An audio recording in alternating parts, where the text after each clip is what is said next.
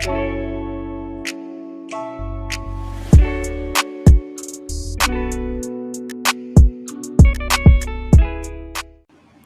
is it going, Bears fans? Welcome back to another episode of the Bear Down podcast where we talk everything Bears every day of the week. Today, we kick off our Week 9 coverage by taking a look at the Bears' Week 9 opponents from the AFC, the 5-2 Tennessee Titans. We are going to be kicking off our coverage with the Titans by taking a look at their team in our Week 9 installment of Meet the Opponents. Welcome back to the podcast, guys. I am your host, Chris Malpe, today to talk about the Titans, who are also, like the Bears, on a 2-game losing streak. I am joined with both of my co-hosts, Parth and Jaylen McClinton. How's it going, guys? No, I'm doing pretty good. I just don't have any classes today because of election day, basically. So all my classes got canceled. So it's been pretty nice. Hopefully, you guys or everyone that was able to voted. It's an important day. So yeah. Yeah, same here. I just enjoyed this amazing trade deadline. There was a lot of good players moving around. A lot of fun, man. Yeah, definitely a lot of fun. A lot of teams got better, and it wasn't the Bears. But other than that, like Parth said, if you're allowed to vote, or if you're old enough to vote, make sure you vote. Your voice matters. Your opinion matters, and stuff like that. So, yeah, bear down. Why not say bear down? Just I don't know. Yeah, bear down, man. Voting definitely important. I submitted my mail-in ballot a couple of weeks ago, but should be an important night tonight. Hopefully there's not a lot of fighting because we're all Americans at the end of the day, at least a majority of the people listening to this podcast. But let's hop right into our Week 9 coverage. The Tennessee Titans, the Bears are heading down south to take them on. ESPN's matchup predictor gives them a 62% chance to win in this one. There are a lot of injuries on both sides, and we'll get into that later down the week. Currently, the Titans are favored by 5.5 points. The over-under for this game is set at 46.5. We're going to start off by taking a look at the Titans' offense. They've scored 29.7 points per game, also have had a ton of yards in all of their games, averaging 416 yards per game, 260.4 in the air, 155.6 on the ground. Taking a look at some of their season statistical leaders, obviously we all know what Ryan Tannehill has been able to do for them. It's what we all hoped that Nick Foles was able to do for the Bears, but it hasn't essentially come around the circle yet. But Tannehill has been good in 2020, 157 for 233, 1,823 passing yards, 17 touchdowns, only 3 interceptions. On the ground, Derrick Henry leads the way. We know how much of a beast he is. 161 carries, 775 yards, and 8 touchdowns. Receiving leader, Corey Davis out of Wheaton-Warrenville South High School in Wheaton, Illinois. Kudos to Davis. He did have his fifth-year option declined. He, I believe, was a 4th overall pick in the year where the Bears selected Trubisky. He's got 29 receptions for 369 yards and 3 touchdowns this year. And this Titans offense is very loaded. You know, you take a look at their offensive line, Taylor Lewan, Roger Saffold, who I believe went down last week, Ben Jones, Nate Davis, great tight end play from Jonnu Smith, A.J. Brown, a name that we didn't even get to bring up. It's a very high-powered offense, but obviously Derrick Henry leads the way, and you would assume he's going to continue to lead the way against the Bears. So, Parth, I want to pass it to you. What do you think about the Titans offense? It's explosive, just like the Saints offense. I think that the Titans offense is actually a little bit better than the Saints offense, maybe. I think Ryan Tannehill has just having a better year than Drew Brees so far, so that there's that. And then Derrick Henry, he's outstanding. I think he's a top 3 back. We know how explosive he can be, how much of a dominant force he is with just running the ball. He's fun to watch, but it won't be fun to watch him against the Bears, especially. We know how this run defense has struggled this year. Even last week against Alvin Kamara, we saw the run defense hold up pretty well until the end of the game, and then it just started to let go, which is something I can see happening against Derrick Henry. It's really tough to stop Derrick Henry all 4 quarters, which is going to be hard for this Bears defense to do for sure. And on the receiving end, like you said, Corey Davis and A.J. Brown both have been amazing this year. They both missed a couple games, but I think they're healthy. They're going to be ready to go against this Bears secondary, which has been pretty good. But I think that's going to be still a tough task for the Bears secondary. And then in tight end, they got Jonnu Smith, a great tight end. He's had a pretty quiet last couple games, but I would not be surprised if he went off against the Bears defense. Yeah, Derrick Henry definitely one who scares me. I mean, we saw the Bears give over 180 all-purpose yards to Alvin Kamara, I believe, last week, over 90 through the air, also over 90 on the ground. Derrick Henry definitely scares me. He's someone who can, when he gets running downhill, he's basically unstoppable. I don't really see a way with how good this Titans offensive line is, plus how great Derrick Henry has been in the past, including this year, that the Bears are going to have any chance of slowing him down. But they're going to have to do that if they want any chance in this one.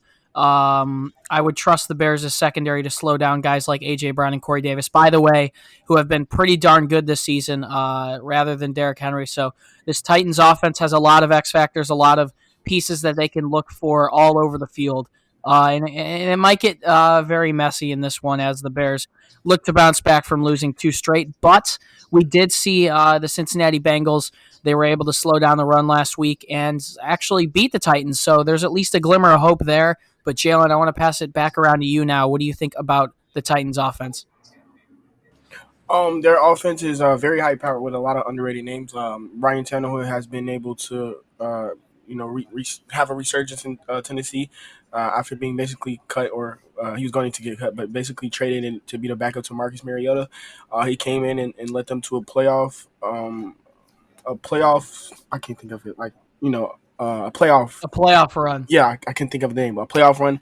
They went to the AFC Championship against the Chiefs. Fell short, but they weren't supposed to be there. I think they were the sixth seed. So they definitely have a very good team. Their offense has Derrick Henry. He's probably the best running back in the NFL right now. Hard to stop, like athletic monster. He's like 6'4". He runs like a 4.5. So definitely gonna be scared against him, especially with this always our weak run D. They have AJ Brown, who he's a very good wide receiver. Corey Davis, he's been able to have a very good season this year, and then they also have Jonnu Smith, who's been able to put up numbers with them since he's been on the team.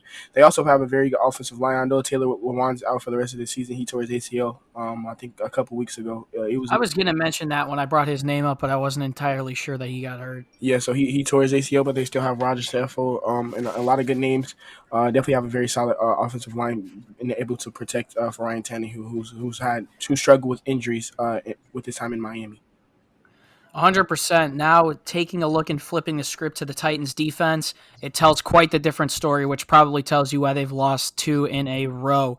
They have allowed 26.3 points per game, also have allowed the most yards allowed per game of any Bears opponent so far. They've allowed 405.7 yards per game, 277.6 through the air, 128.1 on the ground. Hopefully the Bears can continue to get the run going. They actually did a decent job at doing it against the Saints, but we saw the Bears come out aggressively against the Saints and find some success through the air, and I think that's exactly what they're going to have to do this week. You take a look, Ben Roethlisberger went off against them. Joe Burrow last week. They've allowed an average of 29 points per game in their last two losses. They did just trade for Desmond King for a sixth-round pick. I'm not too sure he's going to be ready to go, but you take a look at this defense. It's a lot of names you don't entirely know, at least personally for me. On the back end, they do have Malcolm Brown, Kevin Byard, Kenny Vaccaro, also Dory Jackson. And then they do also have some pretty good names up in the front seven. Rashawn Evans, Harold Landry, and obviously the big one is Jadeveon Clowney, who hasn't been having the greatest of years, but the Bears are going to be missing Bobby Massey, and this offensive line is so inconsistent and so bad for the most part that it could be tough. But this Titans defense has allowed a lot of teams to put up a lot of points. Obviously, their higher-powered offense has answered, and it has been able to win them some games, but they have been lackluster on defense. So, Parth, I want to pass it back around to you. What do you think about this Titans defense? Yeah, like you said, they do allow a lot of points. We saw Minnesota put up 30 against them. Jacksonville put up 30 against them. Buffalo put up 42. Houston put up 36. And somehow the Bears will only find a way to get like 13. I hope not. I think this is a game. This is a game where the offense has to come out. I mean, come on. We see this defense struggling, especially against the pass game. I think like you said, Big Ben's had a really good game. Joe Burrow really had a good game. Even against Houston in that overtime game, Deshaun Watson had a good game. In Buffalo, we all saw how good of a game Josh Allen was having. So I think this should be a good game for Nick Foles or Mitch Trubisky, whoever the quarterback is at that time. You might see a quarterback change. I don't know about that, but I think the offense has to take advantage of this weaker defense. I think this is the weakest defense we've played in some time. That Saints defense is an aggressive defense. It does some damage, and it did some damage to us against the game against them last weekend, and then this week. This Titans defense is a lot weaker, I'd say, and it definitely helps the Bears out matchup wise. Yeah, 100%. You would have to hope that the Bears can get it going offensively in this one. While I don't have a ton of hope, it is promising to me the amount of yards they allowed, the amount of points they've allowed, and the Bears' defense is probably going to be the toughest task that the Tennessee Titans offense has played so far this year, outside of maybe the Steelers. So that's promising as well. I don't think you can entirely count the Bears out. I'm not sure if I'm going to pick them in this one yet. Obviously, that's later down the week, but I think it's another good team that the Bears can hopefully find a way to be competitive with. So, Jaylen, I'm going to pass it back around to you. What do you think about the Titans' defense and what they have to offer? So they have a lot of well-known names on this defense. They have a Kevin Byard, have a Kenny Vaccaro, Malcolm Butler. We all know. He got a huge contract basically off one play in the Super Bowl. They just traded for Desmond King. Who else? Adoree Jackson. He's a very good slot corner. Very good linebackers in Rashaan Evans and Jayon Brown. Pass rushers are there with Harold Landry and Jadeveon Clowney, and they also have Jeffrey Simmons up front. But we don't see this defense doing anything well. They're not stopping the run that well. They're not stopping the passing game. They're getting scored on a lot. So I don't know exactly why this defense is playing so bad, especially when you have a defensive head coach in Mike Vrabel, who was a defensive coordinator for the Patriots, if I'm not wrong. So hopefully, I'm definitely going to be praying that we can be able to put up some type of points against this terrible defense. This is probably the worst defense we played since we played the Atlanta Falcons. Yeah, probably the worst defense we played since week 3. So hopefully this offense can find some type of rhythm. I'm not very confident in it because Bobby Massey is going to be out this game. So we're probably going to see 4, maybe 3 or 4 backups on that offensive line. Yeah. So I'm definitely not. I'm not gonna say I'm excited, but I'm definitely eager to see what this Matt Nagy offense can do. Matt Nagy has been getting criticized and called for due to his And exposed. due to his iffy play calling. Last week his play calling wasn't that bad. The only really problem I have with Matt Nagy when it comes to play calling is his run plays. Like 3rd and 5, why are you running the ball when our offensive line is not that good? It worked out a couple times surprisingly, like on that 3rd and 8 play where he ran into David Montgomery and David was able to break a couple tackles and get the first down. If that was any type of different situation, if David got tackled, we're asking like, why did you do that? So, hopefully Matt Nagy can get better. His passing plays are actually starting to work out. We just see that either Foles doesn't have enough time in the pocket to deliver the ball, or he just doesn't get it to the receiver. So, definitely excited to see how Matt Nagy does against this terrible Titans defense. But they do have a lot of names on it. We're not that good of an offense, so I wouldn't be surprised if we see this Titans defense, get a good game out of them. Yeah, Jaylen, I think you did a good job at describing it. How we feel about this offense, weary but hopeful, facing not a great defense this week. But let's hop into another segment we do in Meet the Opponents now before we close it off, talking about how the Titans can win this game versus how the Bears can win this game. We're going to start with how the Tennessee Titans can win this one. It's pretty simple for me, and I'm pretty sure you're going to hear the same answer from all 3 of us. You have to hand the ball to Derrick Henry. He's got 161 carries for 775 yards. He's averaging 4.8 yards per carry, also 8 touchdowns on the season. He's been an absolute beast. He didn't score in the first 2 weeks, but ever since then, he's been trending upwards. Last week in Cincinnati, he still had 18 rushes for 112 yards and a score, 6.2 yards per carry. So you have to get the ball to Derrick Henry.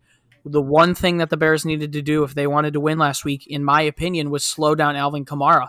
I think you take some points off the board for the Saints if you slow down Kamara. We saw him break a couple of big ones, whether it was in the receiving game, which you won't see from Henry, but or in the rushing game.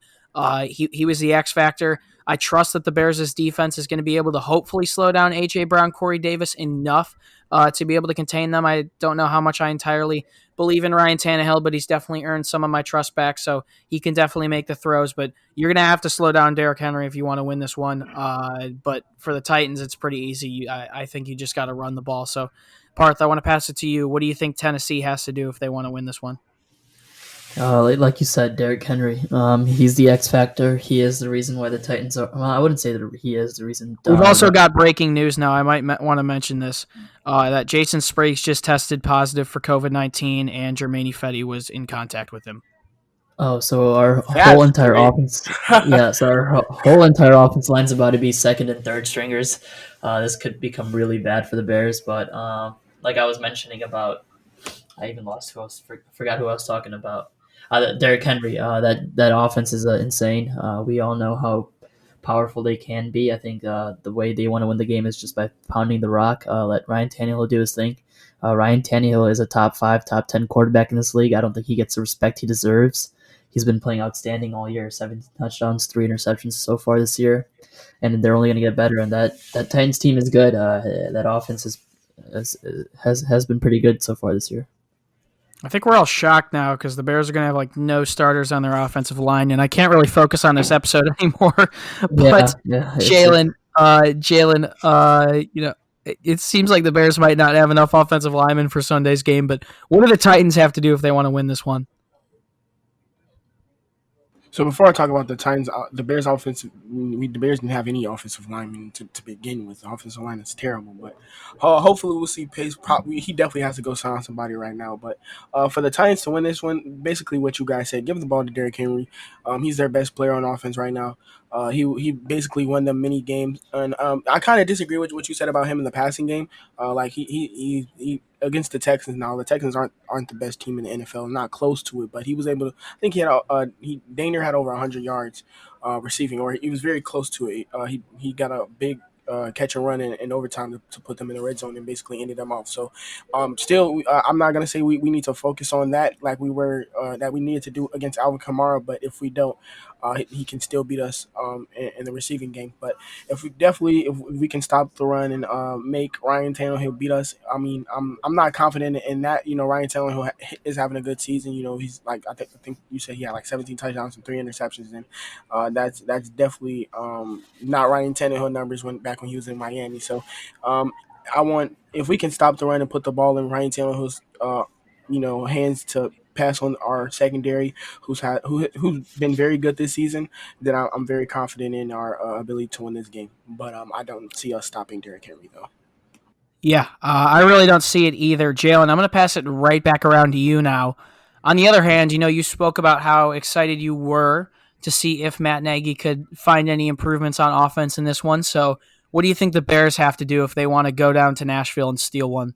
So before you told me about the Jason Spriggs thing, I was kind of not let me not say confident once again, but the backup offensive line that we mostly had against the Saints, we didn't do that bad of a job. You know, Nick Foles did still get sacked a couple of times just because of his inability to not escape the pocket using his legs. You know, I think one of the sacks shouldn't have even been on the offensive line. He basically backed up, which was in overtime, so that basically gave the ball back to the Saints. But we saw Sam Mustipher. You know, I didn't really see any pressure from the middle. I think had a very solid game. Rashad Coward, he still needs to go. Start Alex Barnes, do something. Jason Spriggs, you know, he also didn't have that bad of a game once he came back from his injury that he had during the middle of the game. So we're probably going to be out without Bobby Massey. We're definitely going to be out Bobby Massey this game. Jason Spriggs definitely not going to play due to him testing positive for COVID. Hopefully, Jermaine Fetty is healthy and is does not test positive for COVID just so he can play. Because we're going to need all the offensive line help we have. Probably going to see Rashad Coward back out there. If Jermaine doesn't play, we're probably going to see Alex Barr started left guard. So, it's definitely going to be a huge game for this offense. You know, like I said before, the Titans have a bunch of good names or a bunch of no names on their defense, but Jadeveon Clowney and Harold Landry aren't really getting that much pressure on quarterbacks. You know, last week I don't think Joe Burrow got sacked one time, and the Bengals have one of the worst offensive lines in the NFL. They started mainly backups, like we just like we were more than likely going to do this week, and they didn't give up one sack. Also, the Titans are bottom five, excuse me, in the league for QB pressure. So they're not getting pressure on a quarterback. That's something we've struggled with our offensive line. Is Nick Foles and Mitchell Trubisky have been pressured this whole season and not have that much time to go through their reads and deliver balls to our wide receivers. So with that, hopefully this backup offensive line can block and give Nick Foles time in the pocket, so he can go through his reads and slice and dice on the secondary. Yeah, you're going to have to attack the secondary in this one if you want to win it. We saw Allen Robinson make plays last week. We saw Anthony Miller make plays last week at times. We saw Darnell Mooney make plays, especially with the deep shot that he had last week. So I think if you want to win this one, I trust the Bears' defense. I don't know if they're going to be able to slow the run entirely, but you know what? I think on offense, you have to extend the ball vertically down the field. You can't keep throwing towards the sidelines. You can't get cute with the play calling. You can't get overwhelmed and punch someone in an important drive. So you know what? I think the Bears have to throw it down the field vertically. And if Nick Foles can't get it done against this defense, I'm not too sure what to think about it. But I think that's absolutely what you have to do if you want to give yourself a shot in this one. So Parth, I'm going to pass it to you back around again. You've been sitting there for a while, but what do you think the Bears have to do if they want to win in this one? I think the recipe against the Saints game was pretty good. We were able to run the ball. I think we got to do that again. David Montgomery had a pretty good game against the Saints, especially knowing how good that Saints defense can be, especially at stopping the run. I thought we did pretty well. So hopefully the Bears can at least pound the run more. And passing wise, it has to get better. Nick Foles had a couple bad throws last week. He had one interception and a couple that should have been intercepted. That definitely needs to go away. And then other than that, he needs to hit the wide receivers. And same with last week. I think it was first and second down. Jimmy Graham had a drop, and Anthony Miller had a drop late in the game to try to go ahead and win the game. That cannot happen. These guys have to play all four quarters. I think the Bears have really good weapons on the wide receiver end of the ball. I think Allen Robinson, Darnell Mooney, and Anthony Miller can each rack up yards every game. I mean, last week we saw each of them get 50-plus yards, and we were able to move the ball. Just got to get it in the end zone. That's one thing we've struggled with. And hopefully this offensive line can play better. I mean, we're going to be down to almost all backups. We might not have a single starter on this offensive line this weekend, and that usually brings out some guys that get to prove themselves, and I think Sam Mustipher is one of It them. just sounds like you have absolutely no hope. I do have hope. I do have hope. I'm just excited to see these young offensive linemen play. I think Sam Mustipher is someone to keep an eye out for. Yeah, 100%. I like Mustipher as well. It is worth noting that Cody Whitehair might be back on Sunday, but if he's not back, the only starter on the Bears offensive line, it seems like it's going to be Charles Leno. Of course, out of anyone, I probably wouldn't choose him to be the one that was starting. He's not a starter anymore. Yeah. But yeah, hopefully Fetty can get off the list. Sorry if the tone of this entire podcast changed, but you know what? We still have to go ahead and we still have to go into Tennessee. So thank you guys for tuning in to our week 8 installment. Excuse me, week 9. I keep screwing up the weeks of Meet the Opponents. If you want more content from us, head over to our website, beardown.com. We're posting columns, articles, and blogs every day, getting you guys ready for the Bears' Week 9 matchup with the Titans. If you would like to find us on Instagram and Twitter, you can find us on both platforms at Bear Down. And finally, you can find the links to all of our social media down in the description. Parth Shaw, Jaylen McClinton, the week is already flying by, and in just a night's rest, it's already going to be Wednesday. The election is still up in the air, but we've got a Bears game soon. Any last words? Yeah, you got election night tonight. That's going to be exciting to watch. And then other than that, it's the Titans week. Hopefully the Bears can pull out a win. It's going to be tough, but yeah. Yeah, same here. Make sure you guys, like I said before in the beginning of the podcast, if you're eligible to vote, please go vote. Your voice matters, and it's very important for you as a person that you exercise your ability to vote and stuff like that. Other than that, Now another you can say Bear Down. other than that, this is another tough opponent that we have to play. Both teams are on losing streaks. Both teams want to prove back to the NFL. I'm pretty sure players don't really care about that there are contenders that they deserve to be in the spot that they're at. So, other than that, finally, bear down, and that's about it. Yeah, that is about it, guys. Thank you so much for tuning in. Jaylen and Parth both mentioned it. If you, for some reason, haven't already, do us a favor and vote. Express your right to vote. It's definitely important, and it's going to control the future of our country. And hopefully, the Bears can pull this one out or somehow make it competitive on Sunday, because things are looking pretty ugly after Spriggs just got dealt an absolute blow with COVID, and we're going to see Rashad Coward and Alex Bars starting. So should be interesting, but it's been a pleasure to be your host. Once again, my name is Chris Malpe. Bears fans, as always, do us a favor and stay safe and bear down. We'll see you in the next one. Peace.